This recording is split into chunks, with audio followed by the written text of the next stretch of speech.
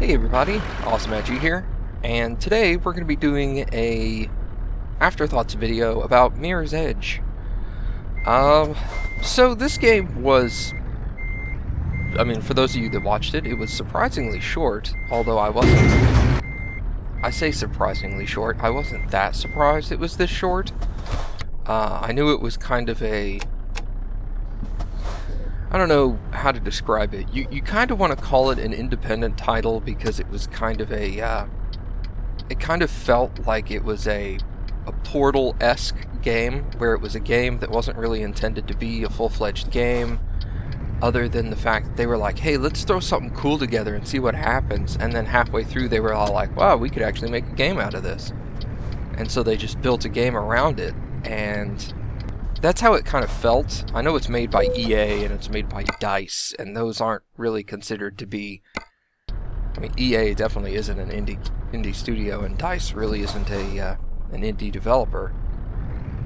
But it has that feel. It feels like the game was made by like a handful of people, like a side department at DICE that was just like, let's do something cool for a change instead of the same old crap all over again. There were a couple of things in the game that kind of bothered me. I wouldn't really say they were bad, but they were just kind of awkward. Like the storyline seemed a little heavy-handed with the whole, it's not advertised, or it's not politics, it's advertising now. And I'm like, that seems like really... It was really heavy-handed anti-capitalist, And I don't want to get into like political stuff with that, but it seems like it felt like it was more what's it called? Conspiracy theory based. Granted, the story was that's another thing. I would have liked to have more backstory into everything. They do a pretty decent job about is it the September riots? The November riots? Giving you kind of a setup for that, but they don't really go into what led to that, what was before that, what the government is all about, or the city, I guess. I don't know exactly. Is this like a nation thing, or is it just a local government doing this? It seems a little confusing. I would have liked more backstory into it, but like I said, the game was, or at least felt like it was built by a small group instead of the entire development company. So I can understand why they didn't have a whole lot of time to go into backstory and stuff like that, because it doesn't feel like this was a multi-million-dollar title, like it intended to be a AAA title or anything. But there wasn't that much wrong with it. Mainly it's nitpicky stuff. I really liked the free running capabilities. The first person point of view was very interesting. I haven't seen anything that let free running go into that perspective before. It was a little disorienting from time to time, the quick spins and jumps and stuff, and the rolls on the ground. If you're not used to it, it'll confuse you. It'll disorient you at first. It did disorient me at first. The roll when you hit the ground from a high fall, that was very like, ugh. But after a while, you get used to it. I also liked the art used in the cutscenes. Although I think I mentioned it in my final episode, where I'm like, holy crap, who is that guy? Because they showed Detective Miller exclusively in those cartoonish, like cel-shaded style cutscenes, and then never do you see him in-engine as a 3D rendered model. And then in the very last episode, they show you him in the very last second in like this really stressful area, and you're like, who the fuck is that guy? I don't know who that is. And then finally, you mention his name, I guess. I think is what happened is you call him Miller. And I'm like, holy crap, that's Miller? He doesn't look nearly as close to his cartoon model as most of the other characters did. So that was a little confusing. They should have done a little better job of that part. Like either adjusted his model or introduced his model earlier in the game so that it's not as big of a shock at that point. Unless that was intended. I don't know.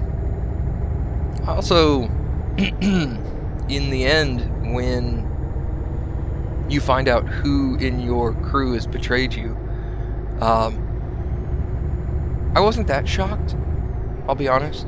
About halfway through the game, I would say, I started suspecting exactly who it was. Like, I was all like, I think it might be Celeste. And from then on out, I started keeping an eye on it, and started like, Celeste and Faith had a couple of more interactions as runners together after that point that I connected what I thought was a solid hint. And every time I was like, this is very, very awkward. So that was very, I wouldn't say it was telegraphed or anything, because it was still pretty vague through the whole thing. But I think that's also become a kind of a caveat when they constantly say in other games, there'll be someone you're chasing or someone has betrayed you, and they'll switch from saying someone to giving that someone a gender.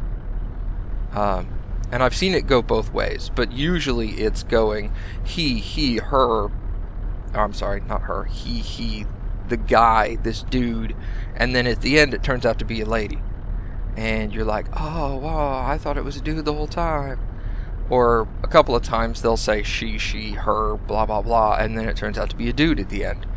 And that's kind of a story, like a shock crutch, I guess. I don't know what you would call it, but it's trying to force the player, or if it's a movie or a TV show, the viewer into portraying this physicality onto this imaginated villain that you're chasing, and then at the very end they reveal to you that it's completely different. It's not what you thought at all. I didn't really think that was bad. It was just, it's one of those things that people use a lot, and you kind of get used to it when people start saying he, and I start directly looking towards female characters. I'm like, okay, which one?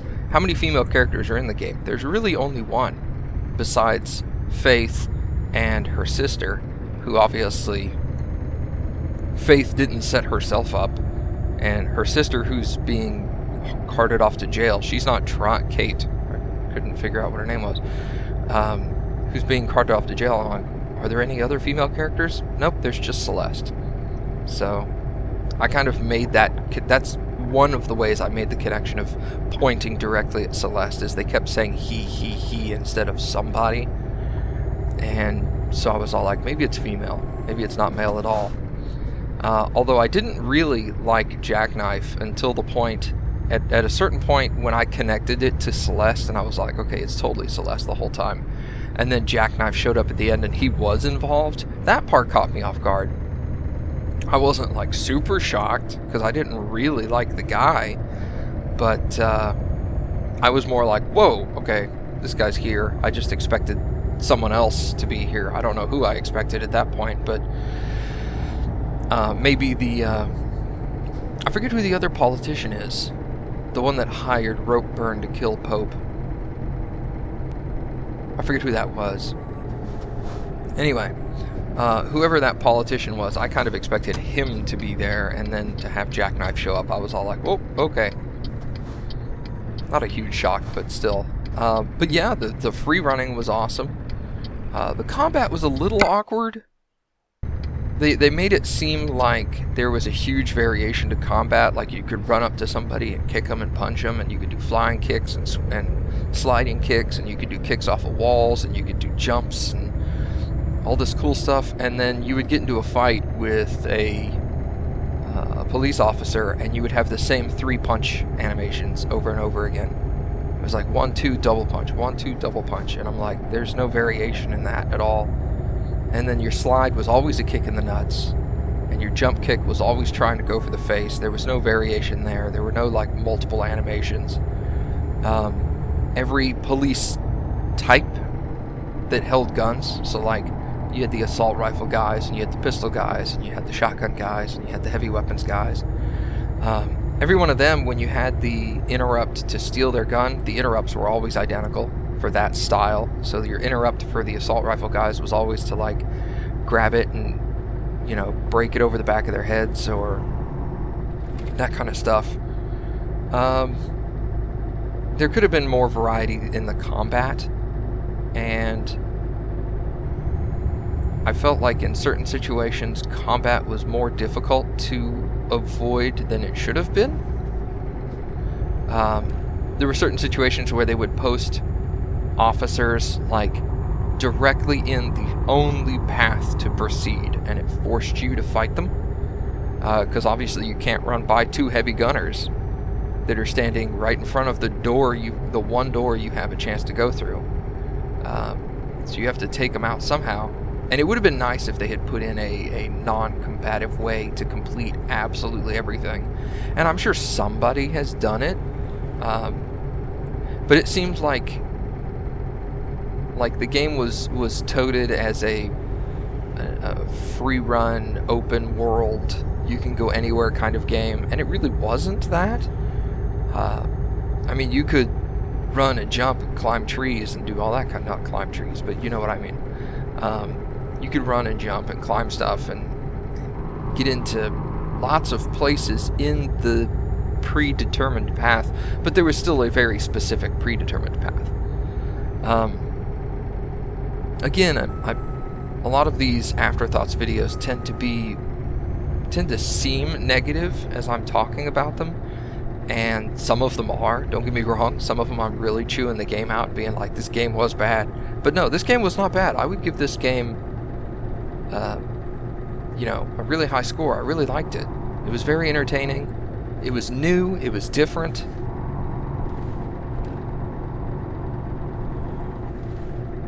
I didn't really see anything overtly wrong with it that made the game itself bad.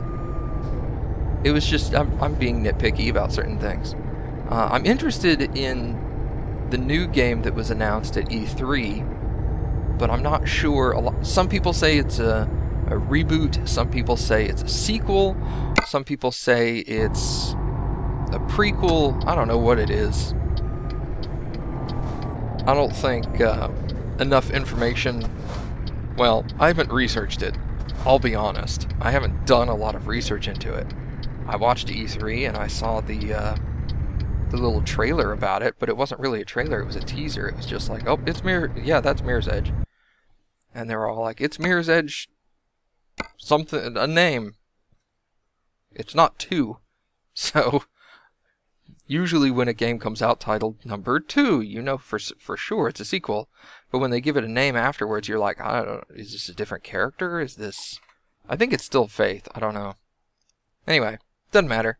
I'm interested in that. I won't say I'll play it necessarily, because it would pretty much exclusively have to come to PC, because recording games off of PC is vastly easier for me than any other console, and I don't have anything newer than a PlayStation 3, so if it comes out on the Xbox One with PS4 exclusively, ain't gonna happen. Sorry. But yeah, the game was really good. I really enjoyed it. I had a lot of fun. I wish it was a little longer. I wish it was a little more open-ended, but no, I think it was a good game. I can see how it has a pretty sizable cult following of people that devoutly love this game, and I would agree. I'll probably end up searching on YouTube perfect 100% runs or speed runs of levels just for entertainment value. But yeah, I'm glad you guys enjoyed it, if you did, and if you didn't, sorry. But we'll see where it goes from here. So thank you guys for watching, and we'll see y'all next time.